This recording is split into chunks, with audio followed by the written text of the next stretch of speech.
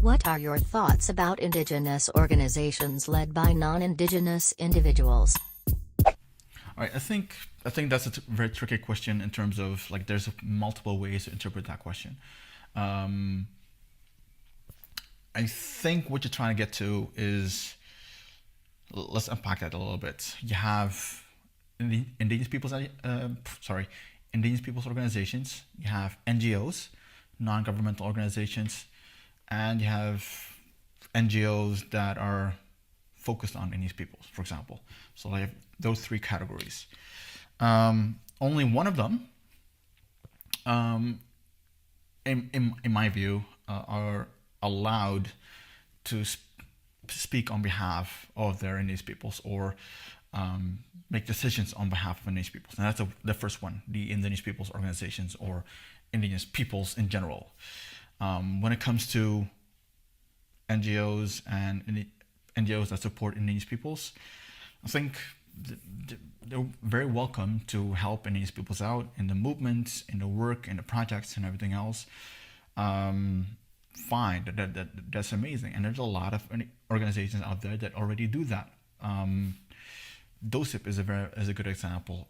IWGIA is a very good example, and there are multiple, a whole host of examples out there that are doing great work, and they also learn that it is good as a supportive role, as an ally role, but when it comes to actual decisions that need to be made, actual representing indigenous peoples, only indigenous peoples need to be doing that. Like, you cannot, as an NGO, represent indigenous peoples because you have a project running in Brazil or the Amazon or whatever. Like, no, it's up to the indigenous peoples themselves. And then I'm talking about the representative institutions, the traditional elders, leaders, etc., to represent indigenous peoples in processes that affect them.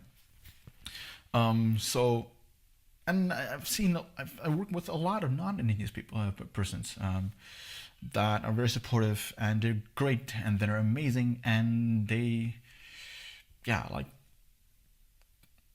know actually when it's time to. They know their role as a supportive role and not as a representative role. So those are my thoughts when it comes to the balance or the linkage between non-indigenous organizations that support indigenous peoples or NGOs and indigenous peoples organizations and or indigenous peoples. So that's a little bit my thought. If you really take the question literally, indigenous organizations led by non-indigenous individuals, I think that is a very tricky thing to do. Like how can you, as a non-indigenous person, represent a peoples or as I'm talking about peoples and not organizations, but like I'm trying to figure out a indigenous organization that is not an indigenous peoples organization.